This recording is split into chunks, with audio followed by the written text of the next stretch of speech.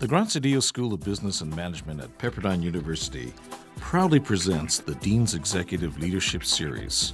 This podcast invites top business practitioners and thought leaders to share their view on the real world of business.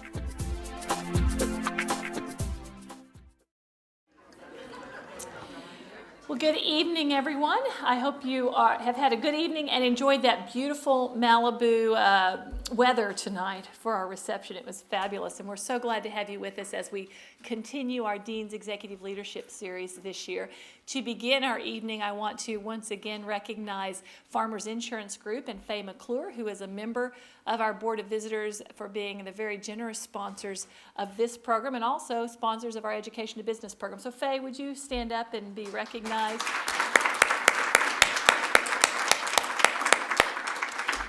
We have a really great group from Farmers here, so I want the rest of your colleagues from Farmers to stand up so they can see what great representation we have here tonight. I want to just mention a few things that are going on in the school as prior to introducing our speaker this evening. But we have several other events coming up even as we're sort of moving in on the holidays. November 20th, which is Thursday evening at the West LA campus. At 6:30, we are hosting an event called Attaining Growth Through Corporate Social Responsibility. It's featuring Jeff Hittner, who is the Corporate Social Responsibility Leader for IBM Global Business Services. And it's actually being sponsored by a couple of our student groups, the Value Centered Leadership Lab and our Net Impact chapter. So it should be a really fabulous evening looking at social responsibility issues and what a really large company is doing in regard to that. So if you can join us on Thursday night, that would be fabulous. And then, are any of you graduating on December 6th? Do we have any? Yes, we have a few of you. Congratulations. So graduation December 6th, which of course any of you are invited to that would like to come, whether you're graduating or not, but we are going to be honoring Wolf Hinks, who retired recently as president of Worldwide Operations for 4 seasons. He's going to be receiving an honorary doctorate and talking to us about customer service, so it should be really fabulous. And then we'll also honor one of our own alumni, Luis Farah, who is the president and chief operating officer of CNF Foods, who will be our distinguished alum for the day. So it's going to be a wonderful event where we get to celebrate our students as well as celebrating an alum and an exceptional business leader. I want to also bring to your attention, one of the things we've been piloting some this fall are some webinars. We've always tried to do events to bring everyone together physically, but we also are piloting webinars both with recruiting events and some career events that allows people to connect with us even though they can't physically be with us. So there is a whole series of career webinars that are listed on our website. I encourage you to take full advantage of those because you can do them from wherever you are. And we had one, I think, Mike, about a week ago and had 60 or 70 people at the last career webinar. So it's a great opportunity. Look on our website to learn more about that. And then, prior to introducing tonight's guest, I do want to mention that our next Dean's Executive Leadership Series speaker will be on January 20th. Now, I believe that will be Inauguration Day, so enjoy your celebrations of Inauguration Day and then come to the Dean's Executive Leadership Series, where we'll feature Julia Stewart, who is the chairman and CEO of Dine Equity. Dine Equity owns IHOP and Applebee's, among other things, and so she'll be fabulous. She's a very dynamic speaker. You'll enjoy her a lot. So that will be on January 20th. But let's move on to our business of the evening, and I would like to introduce to you Ann Weiser, who's the Chief Human Resources Officer of Activision Blizzard Incorporated. Activision, as you're probably aware, is the leading worldwide developer and publisher of interactive entertainment leisure products, some of which you are probably quite familiar with and have used and enjoyed. But Ms. Weiser became the Chief Human Resources Officer of Activision Blizzard in July 2008 as they combined Activision and Vivendi Games, and she was the Chief Human Resources Officer of Activision Publishing from September 2007 until the merger of those two companies. Prior to joining Activision Blizzard, she served in a number of executive-level human resources positions in an international retail operator as well as in the food services division of that company. She's been with Kraft in a number of positions over the years, so she's got a tremendous background in human resources, in the retail consumer products industry, and now in the space of technology and entertainment, and is responsible for all aspects of their strategic human resources function. So it's a pleasure to have Ann with us, and let's give her a hand. We're going to watch a little video clip first, but let's go ahead and give her a hand and welcome her, and then she'll come up after the clip.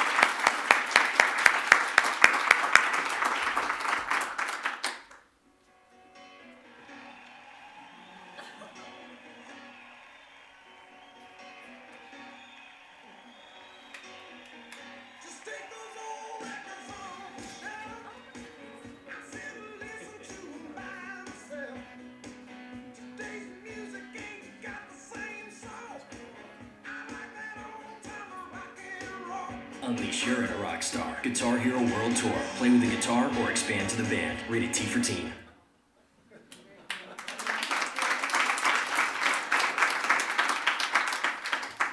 That was pretty cool, wasn't it? Yeah. It's one of our new commercials for Guitar Hero that's going to be released this holiday season, and you saw Kobe and Michael Phelps and A-Rod and Tony Hawk, who's a longtime partner of Activision. So I hope you enjoyed that, and look for it in your local stores. It's a great new product. So I wanted to say thank you to Linda for introducing me, and I am Ann Weiser. I'm the head of HR for Activision Blizzard.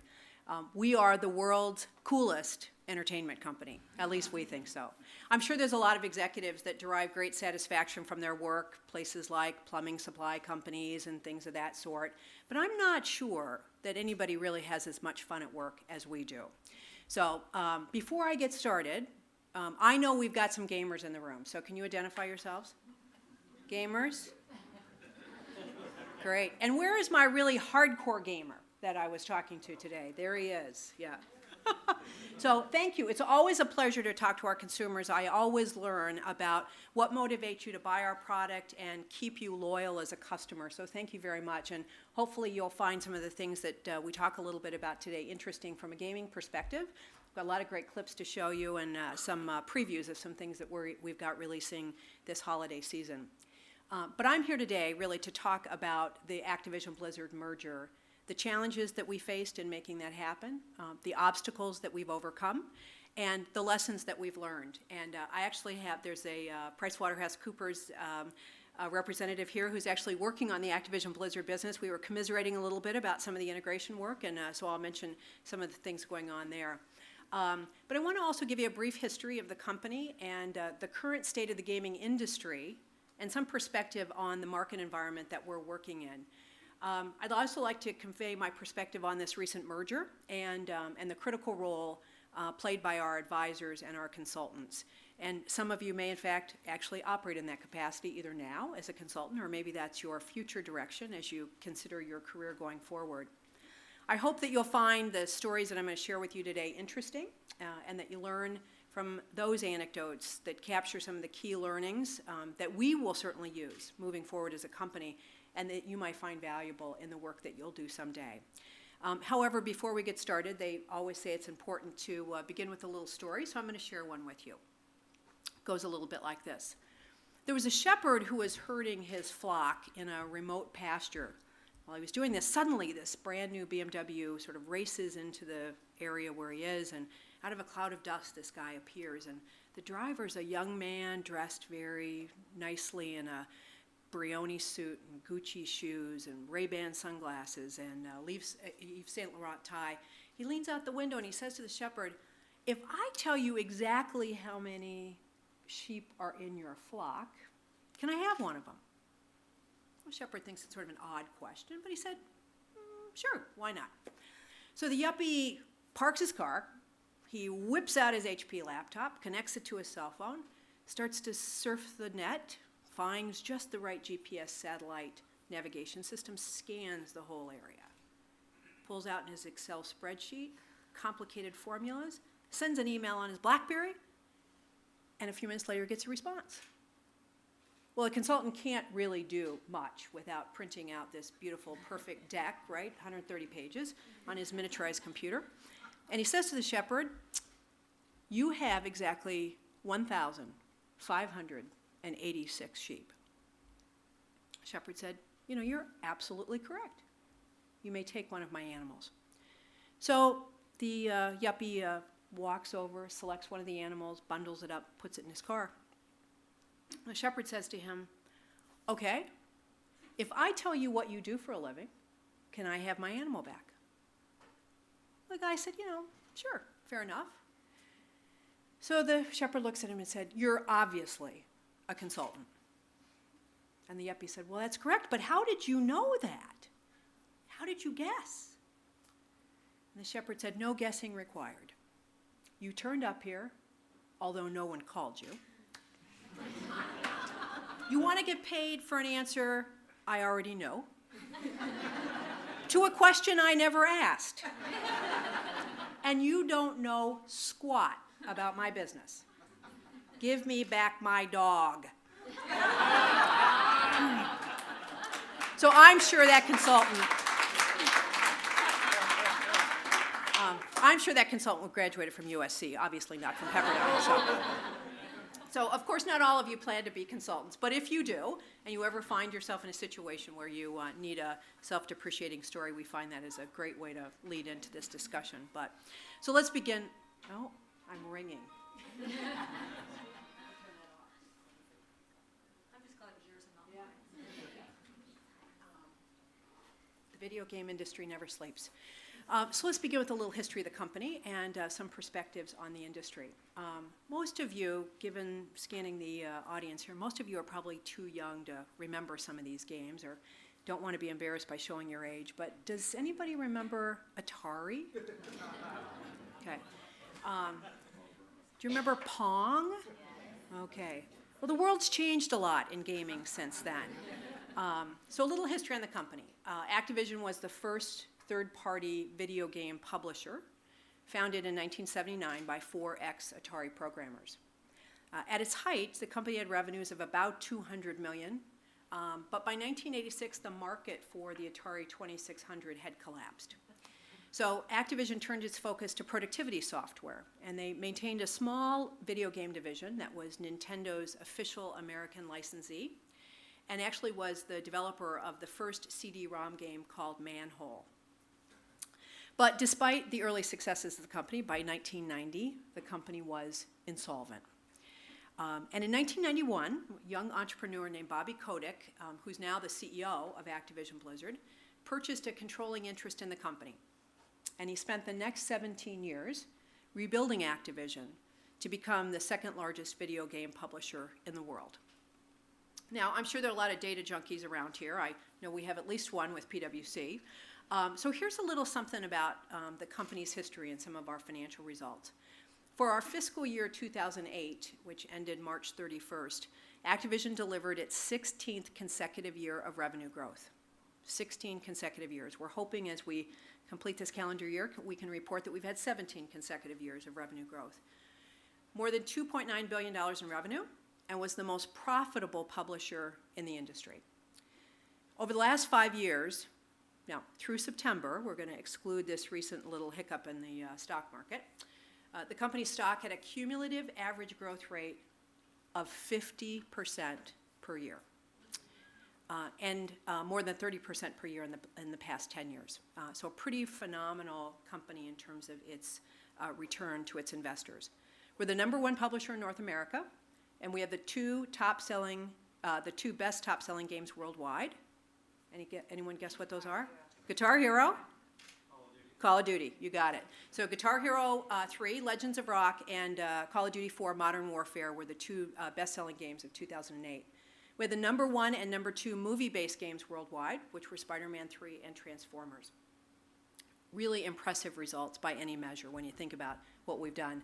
I want to show you a little trailer from our newest Spider-Man game called Web of Shadows.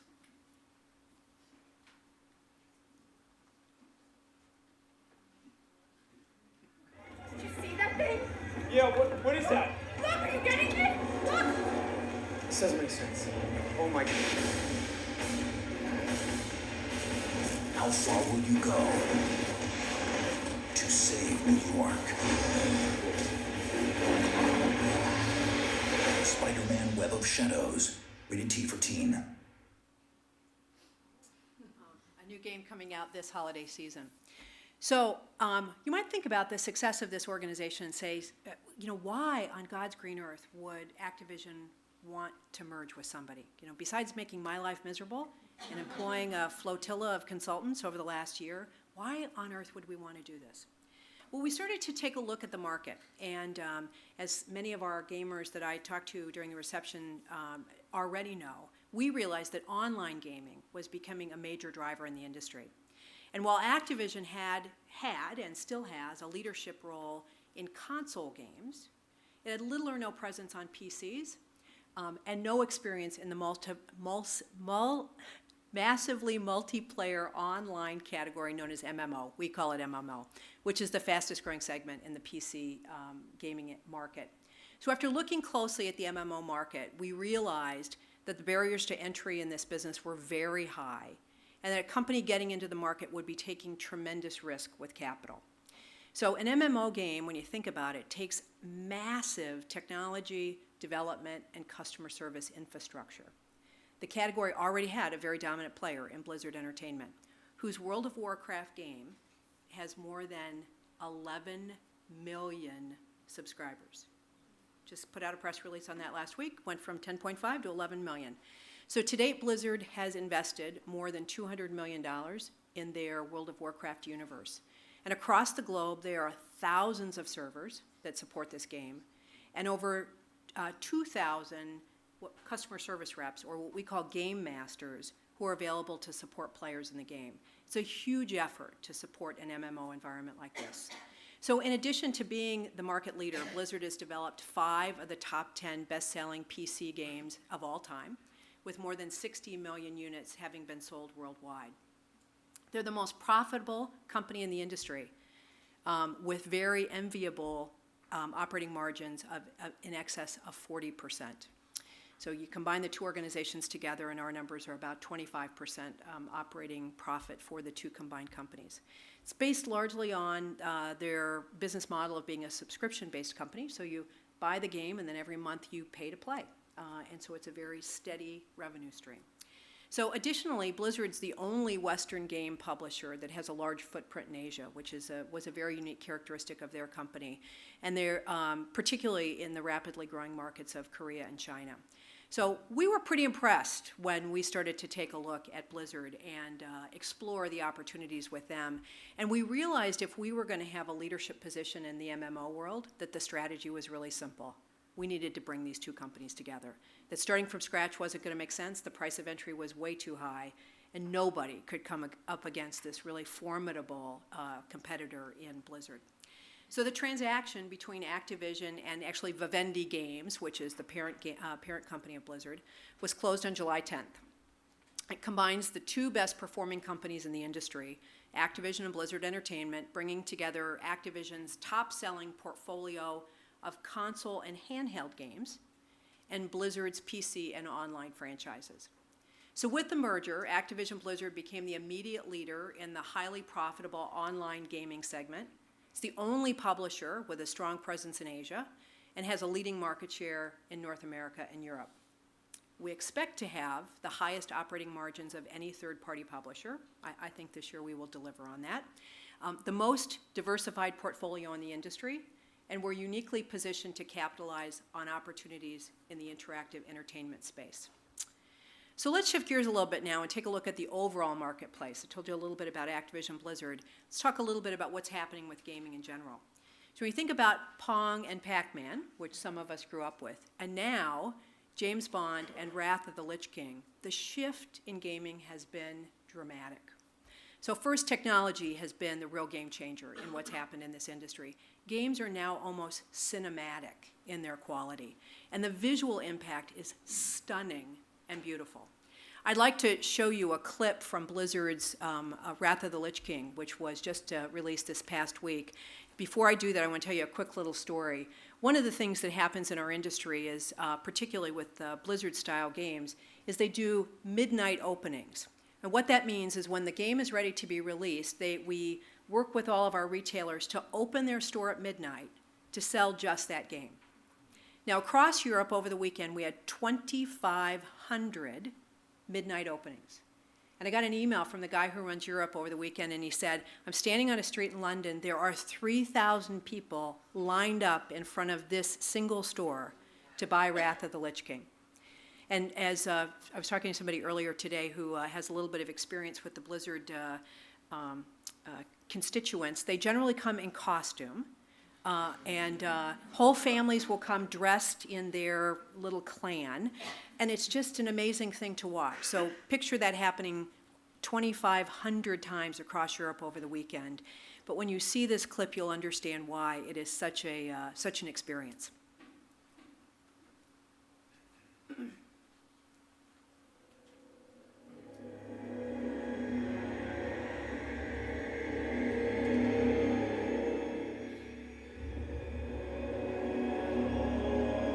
My son, the day you were born, the very forests of Lordaeron whispered the name Arthas.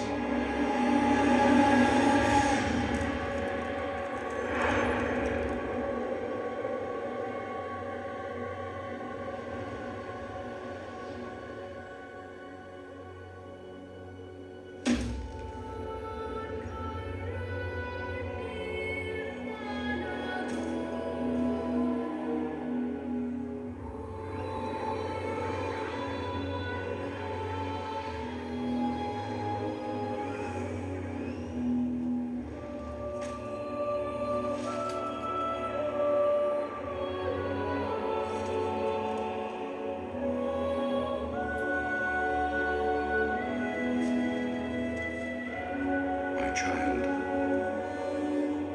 I watched with pride as you grew into a weapon of righteousness.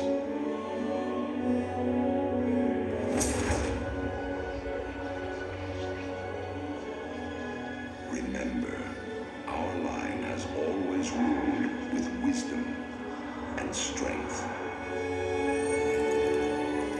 And I know you will show restraint when exercising your great power.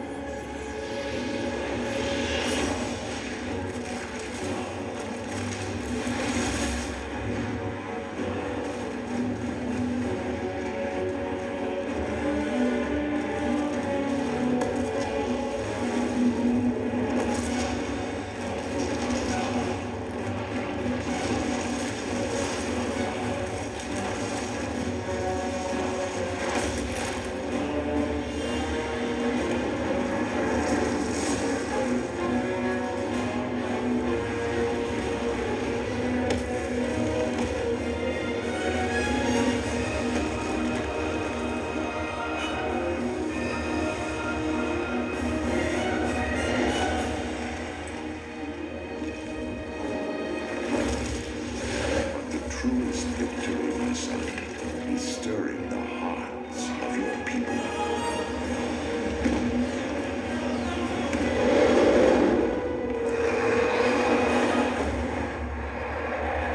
I tell you this, for when my days have come to an end, you shall be king.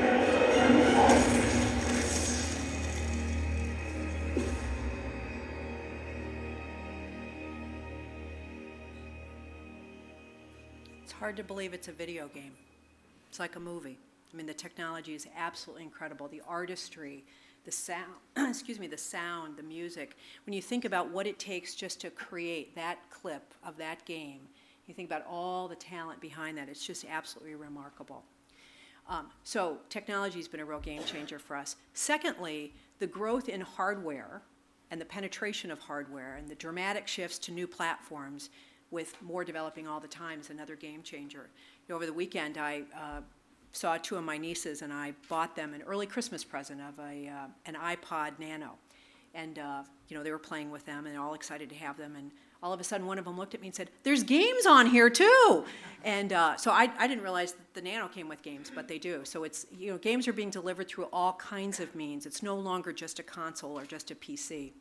But console and handheld hardware in the U.S., Europe, and Japan is expected to hit 458 million units by the year 2010. So picture that as Every console represents a potential game channel of delivery for us.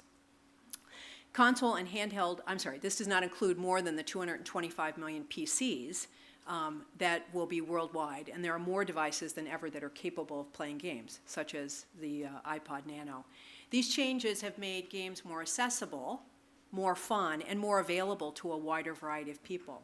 To me, the best example of this is the Nintendo Wii, which has absolutely broken the boundaries of what traditional gamers are. It's opened a whole new world of opportunity for us and every other game publisher. How many of you know a 70-year-old person who's played a game on the Wii? It's amazing. And you've all seen the stories of nursing homes buying Wii systems to encourage people that are confined in wheelchairs to have some movement, and the schools in West Virginia buying Wii systems as part of their physical education program. It's amazing what this whole new type of console and platform has brought to the world of interactive technology. You know, ironically, these advances in technology have allowed, as we see today, groundbreaking, complicated, really sophisticated and dramatic results and effects in the games, while creating games that are actually much more accessible for us. You think about Guitar Hero. It's easy. You pick it up, strap it on, and play. I mean, it's not the intimidation factor of sitting down in front of Call of Duty for the first time if you've never played it and go, what do I do here? So the next phase is even more exciting as we think about what's happening in gaming. Gaming continues to drive the convergence of the internet and television. Over the next few years, this trend should provide us even greater opportunities to broaden our audience and to create brand new revenue streams through subscriptions, downloadable content, and tournament and multiplayer play. Additionally, as consumers, we're all looking for new forms of entertainment, and our consumption patterns are clearly changing. According to Nielsen, the number of movie tickets purchased per person has declined by 6% since 2003. Network TV viewership, as defined by the number of hours you and I watch TV per year, has declined by the same amount since 2004. Recorded music in a physical format, so going out and actually buying the CD, is down 12% since 2004. And revenues from motion pictures have remained virtually flat since 2004, despite the fact that tickets have become increasingly more expensive. Now, during that same period, video games have continued to rise. Calendar year 2008, the US and European video game software market is expected to grow 20% year over year. And in 2010, the US, European, and Japanese software market is expected to grow to $51 billion. You know, games are essentially becoming a household staple. So, what are some of the other trends in the industry? The music genre. Titles such as Guitar Hero, SingStar, Dance Dance Revolution have become really prominent in the world of gaming. And video games are now driving popular culture rather than reflecting it. So the term we like to use is unleash your inner rock star. It's become more than a tagline. It's a YouTube and a Facebook phenomena indicative of a culture that tends towards louder and more visible public and personal expression. You know, Guitar Hero gatherings are to young gamers what karaoke is to the bars in Tokyo's Ginza district. Even today, I was chatting with a young woman who just joined my staff. She's 24, 25 years old, and I said, "So, you know, what do you do for fun, Nikki, when you're just new to California?" She said, "We have Guitar Hero games or Guitar Hero parties at my house." And it is the thing that brings people together. And she said, 4 women will sit around and play Guitar Hero and drink wine, and that's how we have fun these days. I said, great, let's do more of it. So this game has really permeated throughout entertainment. It's gone to public places. It's just not in the home anymore. Indeed, there was a recent Wall Street Journal article that talked about Guitar Hero nights have hit the karaoke bars in New York. We are the new karaoke. And Guitar Hero, projected onto the big screen, has become a staple at birthday parties and bar mitzvahs. What's next? Weddings? Maybe the presidential inauguration. I don't know. So here's a little glimpse of how Guitar Hero has permeated pop culture. So you boys like this music, huh? Yeah, it's Guitar Hero. Stan and Hal are really good at it. Well, you kids want to see something really cool? Check this out.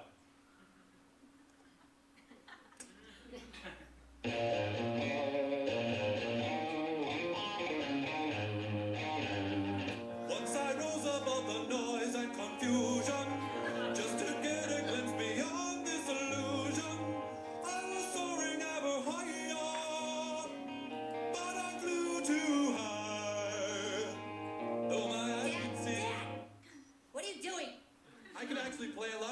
songs on a real guitar. You want me to teach you boys how?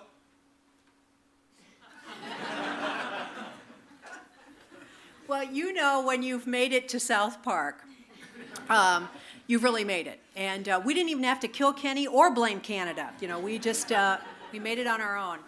Also, with more than 20 million units sold, Guitar Hero is introducing consumers to bands and songs they may not have otherwise known.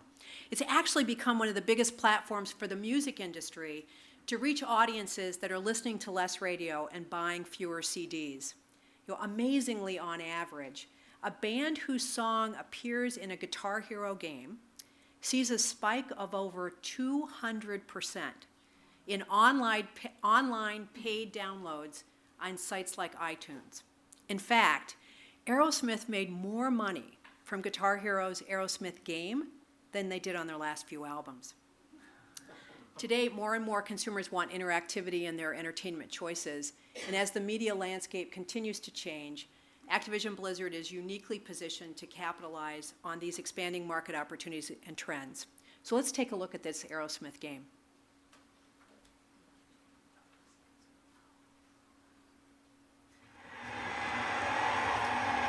Ladies and gentlemen, the world famous Aerosmith.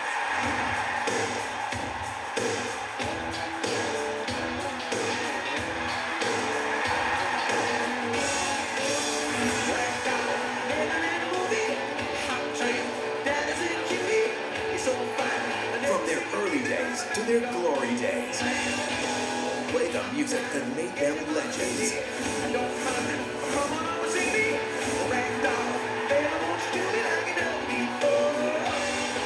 Join Aerosmith and their special guest acts and rock the legendary stages. There's never been a band like them. There's never been a game like this. Guitar Hero, Aerosmith. Unleash your inner rock star the Aerosmith way. Rock with a friend on a limited edition Aerosmith guitar controller. Now, one of the interesting things when you see a video clip like this is when you, again, think about how the game's actually made. There's a concept in video game development called motion capture. So a person will actually be outfitted with all kinds of little sensors all over the body, and then they actually will move in the way we want the characters in the game to move, and it's recorded on a computer, and then they can actually program around it. It's absolutely amazing to watch. I was at a conference recently, and all these different manufacturers who make these sensors had, dancers and people who do acrobatics, demonstrating how the whole, what we call mocap, actually works. It's phenomenal to watch. And I actually think it's quite comical. We have a big mocap facility in Madison, Wisconsin. Of all places, Madison, Wisconsin. And so you go there and you see these guys doing motion capture in this huge studio, and it's absolutely amazing to watch. But it's how you get a more realistic kind of depiction of human movement in the video games in comparison to something more mechanized. So now that you know a little bit about the video game industry and a little bit about Activision, I want to share a little bit about the integration process of Activision and Vivendi games. Somebody asked me while we were at the reception, do you know much about it? And I said, well, I did actually lead the integration, so I know a fair amount about it. So, while my comments and my story are going to be specific to the merger, I think the lessons that we learned through this effort are really applicable to any large change effort that you might encounter in a company. So for me, it all started on September 10th, 2007. And you may remember from Linda's comments, that happened to be actually my first day of work at Activision. So I came to work and I sat down with my new boss, Mike Griffith, who's Activision's CEO. And we did the typical first day thing. We talked about goals and objectives and priorities, what he expected of me over the next couple of months. And right at the end of the conversation, Mike said, oh, there's one other thing I wanted to talk to you about. I said, yeah, what is that? And he said, there's been a little dialogue about a potential merger. I really don't think it's going anywhere, Ann, so not to worry about it. I'm like, you gotta be kidding. You fast forward the tape 5 months later, we're in the middle of what we call day one planning. So how do you get the company ready to come together? So it went very quickly. I joined in September, December 2nd, we announced the merger and we closed on July 10th of this year.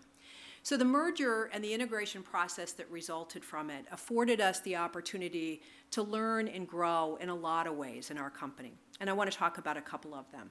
One is the discipline of planning. The second is process improvement. And the third thing I want to talk about is how the company has grown and how we've really gone global as a result of this integration. So let's start with the discipline of planning. This is an area where the consultants really came into play for us and made a huge positive contribution for us as a business. You know, the process planning and the discipline that they brought to the table was invaluable for us as an organization. We just couldn't have done it on our own without them.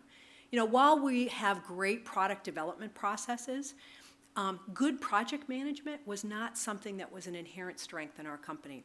And we quickly came to realize that process or project management was going to be the discipline that would make the integration successful.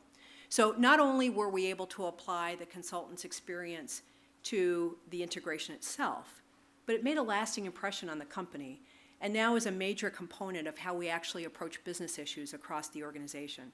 So a really terrific thing for us was we took this skill set, applied it during the integration process, and what we found is people learned new skills, and they started to apply those same disciplines of planning in other parts of their business. So it had a great residual benefit for us.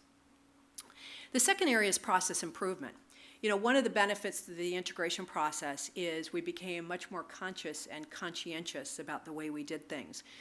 My PwC partner and I talked a little bit about this. You know, our mantra going into the integration was adopt and go, which meant select one way that one of the companies did it. Select the Activision way or select the Vivendi game way, but don't create anything new. Just adopt and go. And what we found as we got into the process and the tax entity structure for the company, although far more complicated than I could ever understand, was one of those areas where we took a look at the tax entity structure for Vivendi, we looked at the one for Activision, we said neither one of this is going to work, neither one of these structures will work for the combined company. So we said, let's use this as an opportunity to wipe the slate clean and start over. So it's kept a lot of PwC people busy and happy in our company.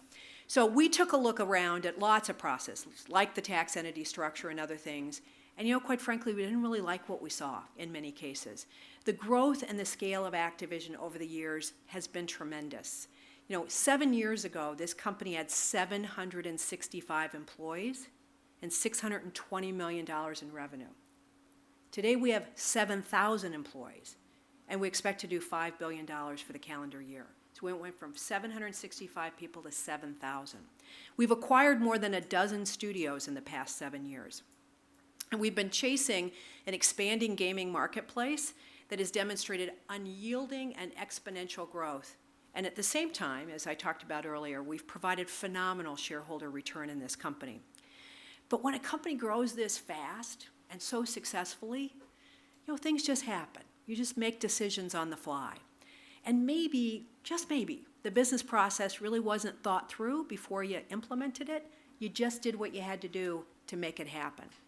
So when we began to contemplate this transaction, it's going to be the largest in our history, but it would also radically reshape our business and position us differently for a new and really exciting future. It became clear that we needed to significantly ratchet up how we approached running the business.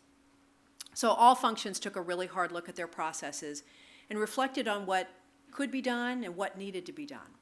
One of the best examples of this happened in IT.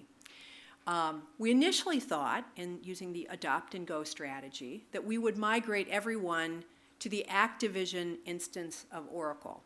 Now, I have to admit, when we started the integration, I didn't know what an instance of Oracle was. I've learned a lot about what an instance of Oracle is. So we began down that planning path of implementing worldwide the Activision instance of Oracle. However, a few months into the process, we started to take a look at the pros and cons of what Activision had done and what Vivendi had done. And we came to realize that the Vivendi instance of Oracle was going to serve the company long-term much more effectively. So 6 months into the planning process, the IT planning team made a sharp left-hand turn and made the decision that they would not install the Activision instance of Oracle, but rather would go with the Vivendi instance of Oracle. So 6 months of planning sort of down the tubes. But as we took a look at it, as they socialized these ideas, we all realized that at the end of the day, it was a much better solution. Painful, but a much better solution. But this is one of the examples of how, as you get into process improvement, picking one or the other just didn't always work. Sometimes you had to, really rethink the way you were going to manage the business. So these kinds of activities pave the way for efficient and effective process management moving forward, and for us serve as a reference for tackling business issues in this transformed company. So let's talk a little bit about growth and going global. I want to go back to my first conversation with my boss, Mike Griffith, who said, Ann, when you think about this, your work really needs to be about scalability, because this company is going to grow. I think he said this to me before he told me about the potential merger. So many of the things that we looked at during the integration was really focused against this criteria of, does this decision allow us to scale? And actually was, at the end of the day, the reason we made the decision to go with the Vivendi instance of Oracle. It really was a much more scalable approach. And as evidence of that, since the merger, we've purchased 3 studios. 2 of them are in the UK, and 1 is in all places, Iowa City, Iowa. And these acquisitions for us are really about building capacity and having scalability for new products. The guys in Iowa are happening to be very good at note tracking for Guitar Hero, and that's a really big growth area for us. So, despite the fact it was in Iowa, we made the decision to go with them. So our vision and the strategic moves that we've made were in anticipation of really significant future growth, and we're starting to feel the impact of that growth already. Since the integration, we've doubled our revenues, we've doubled our operating income, and we've more than doubled our number of employees. We've gone from a pretty modest footprint outside the U.S. to having almost 50% of our employees outside the U.S. It's a huge and significant change for our company. In under a year, I think back when I first joined the company, we went from having brand managers in Santa Monica who could not understand why you could not sell Tony Hawk's skateboarding game in Italy. It's the cobblestones, dummies. You can't do it. Today, we have dedicated brand managers for Guitar Hero in every country in Europe. That's the kind of change and the velocity of change we've had in even a short year. These changes have been immediate and significant, and we've all had to adjust. Linda asked me earlier, what's the biggest difference in my experience from other industries to this? Is that the rate of change in this industry is far faster than anything I've ever seen. The velocity is just incredible. But today, I think we are a much better and better run company as a result of the integration. And I think the integration has really prepared us and poised us for much bigger opportunities. I worry when I look at the stock market and see the stock price of some of these smaller publishers, thinking, oh no, is there another one on the horizon? It's very possible that there will be. But, well, I wanted to close with a few comments and learnings about the people. I do lead HR, and that is kind of the filter and perspective I have when I think about things like integration. So one key learning that we had was to get really clear on the future state. I would encourage anyone who's about to engage in a significant change effort to spend as much time up front talking about the go-forward business strategy. Get really clear on where you're trying to head. We made some early decisions about the planning process, assuming that we would be fully integrating Vivendi into Activision. What really ended up happening is that a few of Vivendi's games and a few of their studios came over to Activision, and Blizzard is essentially an intact business unit that was not changed or disrupted or integrated at all. So as a consequence, we put a lot of time and effort into planning parts of the integration that really weren't necessary. And so in hindsight, we spent a lot of effort doing some things that we actually didn't put into play. So I think it's really essential in any kind of change effort to force your leaders to discuss and be honest about what the going forward strategy is, and make sure you confine your planning efforts to those areas of the business. Don't disrupt or mess with things that don't need to be disrupted. Not every merger or acquisition has a cookie cutter or identical approach to making the change. Another key learning for us and for me was to remember the human element. It's important in any major change initiative that we bring emotional intelligence to the table. At the end of the day, it's actually easier on everybody. It's also true on the consulting side. When you hire consultants, particularly the caliber of folks that have worked with us, there's no question you're going to get people who are whip smart. That's, consulting firms are really capable of recruiting and developing some really terrific and talented people. I'd counsel, however, that what makes teams really successful in these kinds of environments is when they also bring their emotional intelligence to the table. So if you take the IQ of what you're going to get with the consultants and ask the consultants to bring the people with the EQ too, you've got a great combination. And I think really when I think about Pepperdine, this is a place where I think you have a great advantage since you have a real values-based approach to business and recognizing it's not just about the plans, but it's about solving problems, recognizing where you're going to have potential conflicts between people, getting a feel for the client, and really tailoring the planning process to the culture and the personality of the company and really being flexible. The planning part and the templates and all that's pretty easy, but it's when you got two people who disagree on an approach. And that's where the EQ comes into play, is how do you identify that issue and how do you bring it to resolution in a way that helps everybody win? Because change efforts are hard on people and on companies. You can't take anything at face value. I think one more key learning, I call it manage the gray space, and that's get beyond the templates and recognize that everything really needs to be customized to fit the culture and the organization and the people. It's also important to realize that change is a process. It's not an event. And that, I think back on what we've gone through and, some of our people got it right away. Others took a little more time. I'd say, some never got it at all.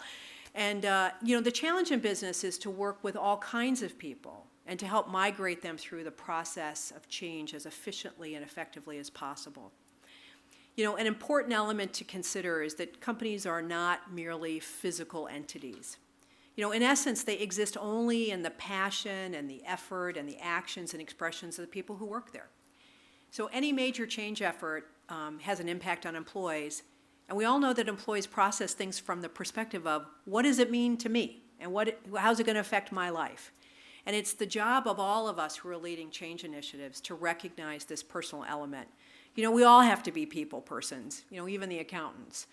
So, now that we've completed the merger and we're on our way to being a fully integrated company, what's next for us? What will this next year look like? Well, hopefully we'll be done with all the heavy lifting. The systems integrations will be done, the tax entity structure will be put in place, product training will be done for all the sales forces, and we'll have a new benefits plan in place for our employees. We hope that the destination will definitely be worth the journey. The pain of getting to know new people and new businesses and new products, that'll be old history. Organizational angst, which is evident in every merger I've ever worked in, dissipates over time. And we're going to find more places where we can work in harmony than we see today. The brand of Activision Blizzard will continue to gain momentum and recognition and value in the marketplace for retailers, prospective employees, and investors. While there wasn't a lot of skepticism when we announced the merger, we will have proven that this was a brilliant combination. And the future promise of Activision Blizzard, I think, can be summed up in three statements. One is compelling brands, the second is great talent, and the third is the future of entertainment. And these three themes actually served as the underlying messages that we communicated to all of our employees, customers, consumers, and Wall Street on day one. This was our story about why it made sense to bring these two companies together. The most compelling and promising brands in our industry speaks to our strong presence in most key and emerging categories in the interactive entertainment industry with an enviable portfolio of product that includes Activision's best-selling video games such as Guitar Hero, Call of Duty, and Tony Hawk, Vivendi's game portfolios. I know many of you will recognize and appreciate Crash Bandicoot and Spyro, two games that have been around a long time. And Blizzard Entertainment's StarCraft, Diablo, and the world's #1 MMO franchise, World of Warcraft. The great talent to deliver on our promise is not arrogance on our part. I really think it's legitimate confidence that's been built on a collective history of success that's brought Activision Blizzard to its current status as the world's most profitable pure-play video game publisher in the world. To listen and to work with our top executives is to realize that this leadership team, supported by the strongest bench in the industry, has a track record of innovation, integration, and strong financial results to support our confidence. So the combination of our leading market position across most key and emerging categories, a global, diverse, and interactive portfolio, the highest expected operating margins of a major third-party video game publisher, and the highest standards for quality, reputation, and profitability will enable us to realize the full value of Activision Blizzard and to confirm our role as a driving force in shaping the future of entertainment. You know, there was an article in the Wall Street Journal recently about our major competitor, which is Electronic Arts. You know, the closing paragraph in was about the company's long-term strategy and how they were exploring ways to deliver gaming online, which happens to be the Blizzard model. You know, what a mix of envy and jealousy they must have now that Activision beat everybody to the punch in acquiring Blizzard. You know, we literally have leapfrogged over other video game companies. And the brilliance in this strategy will be realized based on our execution and our performance. You know, I can't wait to see how we're doing in a year. I'd like to close with a little sizzle reel that we've used recently with our investors. It gives you a little glimpse of all the games that are going to be coming out for this holiday season and next.